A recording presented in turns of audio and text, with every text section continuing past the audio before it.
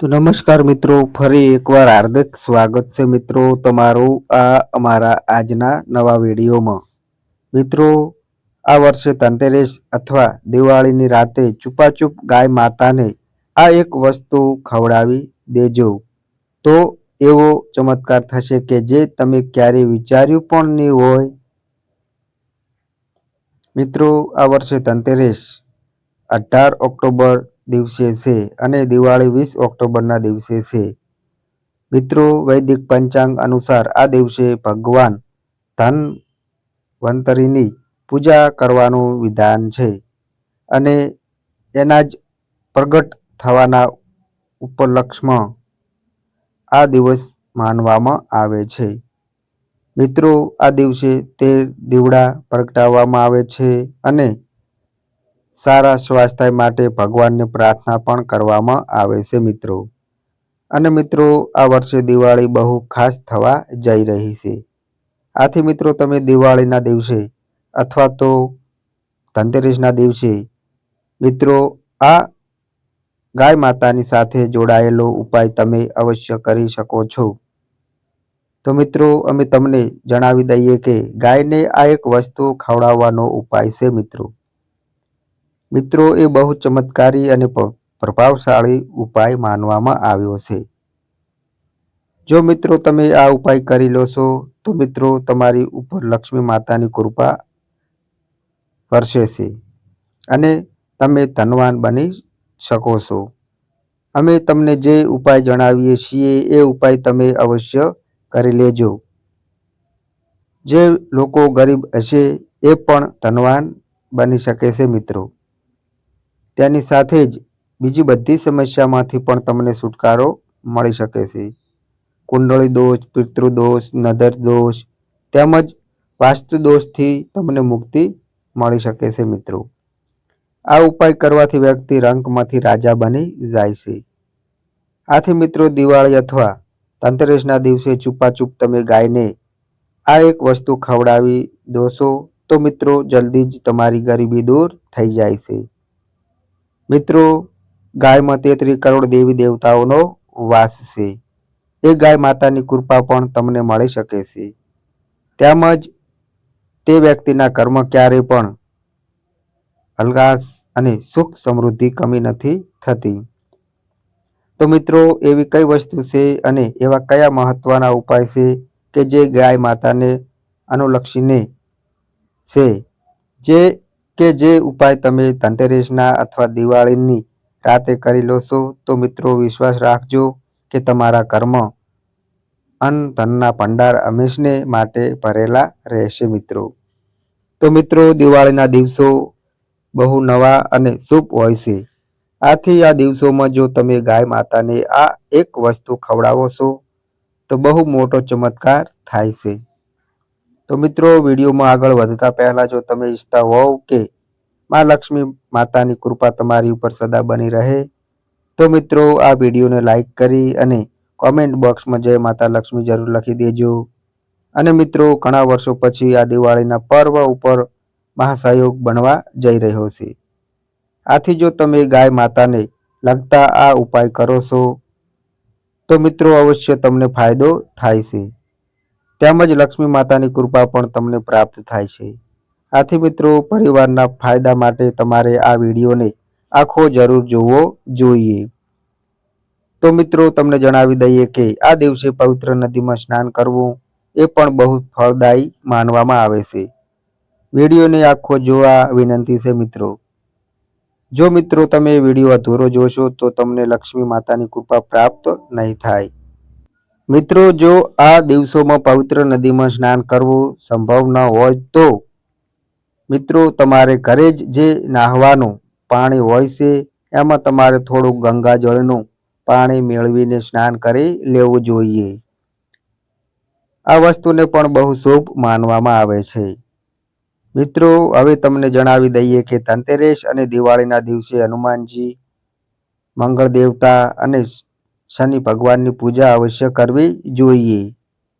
મિત્રો, આ દિવસે પૂજા કરવાથી મિત્રો મંગળ દોષથી પણ તમને મુક્તિ મળી શકે છે. તેમજ વ્યક્તિના જીવનમાં ધન અને સુખ સમૃદ્ધિની પ્રાપ્તિ થાય છે મિત્રો. તેમજ તેની સમસ્ત મનોકામના પૂર્ણ થાય છે. તેની સાથે જ મિત્રો હવે આપણે ગાયોનો ઉપાય વિશે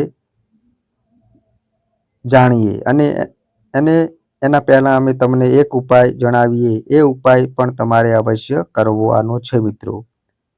તો મિત્રો દિવાળીની રાતે તમારે પીપળાના વૃક્ષની નીચે સરસવનું તેલ નાખીને ચૌમુખી દીવો પ્રગટાવવાનો છે. તેની સાથે મિત્રો 2 લવિંગ પણ તમારે ઉમેરી દેવાના છે. તો મિત્રો પીપળાના વૃક્ષની નીચે તમે આ દીવો કરો છો ત્યારે તમારી સમસ્ત મનોકામનાનું સ્મરણ કરી લેવાનું છે. આથી મિત્રો થોડાક જ દિવસોમાં તમારી મનોકામના પૂર્ણ થઈ જશે. આથી આ ઉપાય છે એ બહુ પ્રભાવશાળી ઉપાય માનવામાં આવ્યો છે મિત્રો. તો મિત્રો આ વખતે દિવાળીના દિવસે પીપળાના વૃક્ષની નીચે દીવો અવશ્ય પ્રગટાવજો. આ ઉપાય તમને અવશ્ય લાભ આપશે.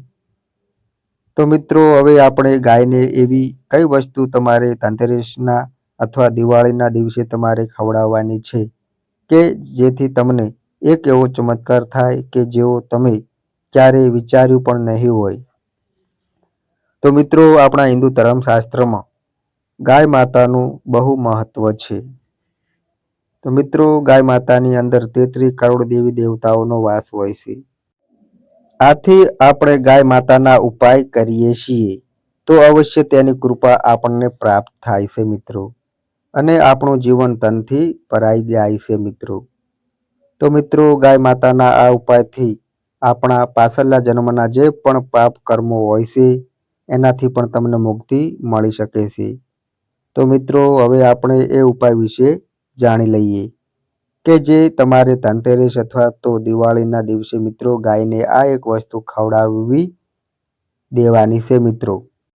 તો મિત્રો તમારે રોટલીની ઉપર ગોળ મૂકીને તેની સાથે થોડીક હળદર મિક્સ કરીને ગાય માતાને ખવડાવી દેવાની છે. આનાથી મિત્રો જન્મો જન્મની ગરીબી દૂર થઈ જશે. તેની સાથે જ દુઃખ સંકટ બધું જ તમારા જીવનમાંથી સમાપ્ત થઈ જશે અને સુખોની પ્રાપ્તિ થશે. લક્ષ્મી માતા આવા વ્યક્તિ ઉપર જીવનભર ધન ધાન્યની કમી નથી થવા દેતા મિત્રો. આવા વ્યક્તિની બધી જ મનોકામના પૂરી થાય છે કે જે દિવાળી અથવા ધનતેરસના દિવસે સાંજના સમયે જે કોઈ વ્યક્તિ સાચા હૃદયથી ગૌ માતાને રોટલી ઉપર ગોળ અને હળદર ચોપડીને ખવડાવી દેશે તો એ વ્યક્તિનો બેડો પાર થઈ જાય છે. તેમજ તેને સુખ સમૃદ્ધિની પણ પ્રાપ્તિ થાય છે મિત્રો. જો તે વ્યક્તિના ઘરનો કોઈ સભ્ય ઘણા સમયથી બીમાર હશે તો એમાંથી પણ તેને મુક્તિ મળી જશે મિત્રો. આ ઉપાયને બહુ ચમત્કારી અને ખાસ માનવામાં આવે છે. જે વ્યક્તિ પણ આ ઉપાયને કરી લે છે તો એ વ્યક્તિને આ ઉપાયથી લાભની પ્રાપ્તિ થાય છે.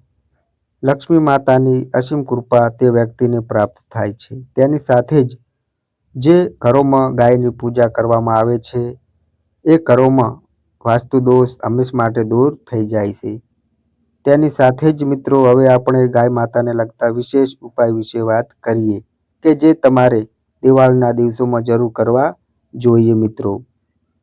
ગૌ માતાની જે પણ લોકો સેવા કરે છે તેમની ઉપર 33 કરોડ દેવી દેવતાઓની પણ કૃપા વરસે છે. તેમજ મિત્રો ગાય માતાની કૃપા મેળવવા માટે પ્રતિ દિવસ અથવા તો મહિનામાં એકવાર ગૌશાળામાં જરૂર જવું જોઈએ અને ત્યાં જઈને ગાય માતાને લીલો ચારો અવશ્ય ખવડાવવો જોઈએ. તેની સાથે જ ગૌ સેવા અને ગૌ પૂજાથી મિત્રો નવગ્રહની શાંતિ પ્રાપ્ત થાય છે અને તેની સાથે જોડાયેલા દોષ હોય છે એમાંથી પણ મુક્તિ મળે છે મિત્રો. તો મિત્રો ઉનાળામાં ગાય માતાને પાણી પીવડાવવાથી સુખ સમૃદ્ધિની પ્રાપ્તિ થાય છે. તેમજ શિયાળામાં મિત્રો ગાય માતાને રોટલી સાથે ગોળ અવશ્ય ખવડાવવો જોઈએ. જો તમે ગાયને દોતા હોય અને ગાય વચ્ચે પાટું મારી દેશે તો તેને અપશકુન માનવામાં આવે છે. તેની સાથે જ મિત્રો કોઈ તીર્થયાત્રા પર જવા માટે નીકળી રહ્યું હોય અને રસ્તામાં ગાય પોતાના વાછરડાને દૂધ પીવડાવતી સામે જોવા મળે છે તો મિત્રો નિશ્ચિત રૂપથી આ તમારી યાત્રા છે એ સફળ થાય છે. તેની સાથે જ તમારી સર્વ મનોકામનાની પૂર્તિ પણ થાય છે.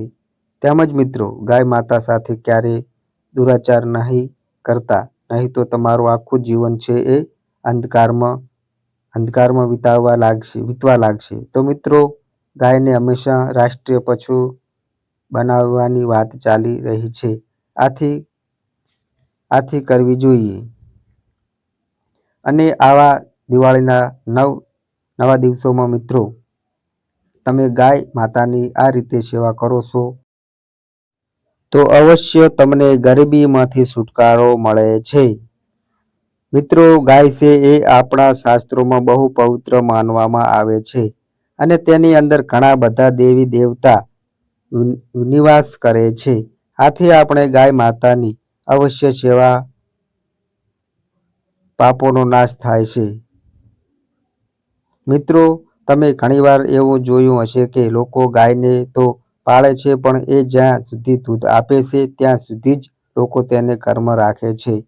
પણ તે જેવી દૂધ દેવાનું બંધ કરી દે છે તો લોકો તેને ઘરેથી કાઢી મૂકતા હોય છે.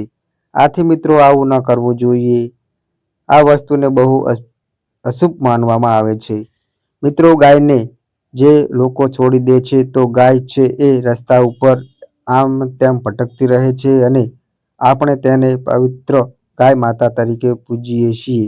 આથી મિત્રો, આ ભૂલ જે લોકો આવી રીતે ગાયને છોડી દેતા રહે છે, તો મિત્રો આ લોકોને નરકમાં જવાનો વારો આવે છે. આથી હંમેશા ગાય દૂધ આપતી હોય કે ન આપતી હોય, પણ ક્યારેય ન કરવી જોઈએ.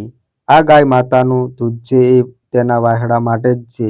જ્યારે વાછડું દૂધ પી લે છે પછી તે દૂધ વધે છે એને જ આપણે લઈ શકીએ છીએ અને આપણે તેની હંમેશા સેવા કરવી જોઈએ. જો તેનું વાછરડું હોય તો તેને આપણે ઉછેરીને મોટું કરવું એ આપણી પહેલી ફરજ છે. તેની સાથે જ મિત્રો, જો તમને ગાય પાણી પીતી કોઈ પણ જગ્યાએ જોવા મળે છે તો તમે તેને ત્યાંથી ભગાડશો તો તે બહુ ઘોર પાપ માનવામાં આવે છે. આવું મિત્રો પુરાણોમાં જણાવવામાં આવ્યું છે. તેની સાથે જ મિત્રો એવું માનવામાં આવે છે કે જે સ્થાન ઉપર ગાય બેઠેલી હોય છે એ સ્થાન ઉપરની નકારાત્મક ઉર્જા પણ સમાપ્ત થઈ જાય છે. મિત્રો, ગાય જે જગ્યાએ બેસે છે એ જગ્યાને જે લોકો સાફ કરે છે એ લોકોને પાપોમાંથી મુક્તિ મળે છે. ગાયને લાકડી મારવી એ બહુ ઘોર પાપ માનવામાં આવે છે અને જે લોકો આવું કરે છે એને નરકમાં જવાનો વારો આવે છે. તેની સાથે જ શાસ્ત્રોમાં એવું જણાવવામાં આવ્યું છે કે ભૂખી ગાયને ચારો આપવાથી આપણને બધા દોષમાંથી મુક્તિ મળે છે. તો મિત્રો, આ હતા ગાય માતાને લગતા ઉપાય કે જે તમારે દિવાળી અને ધનતેરસના દિવસે કરવાના છે.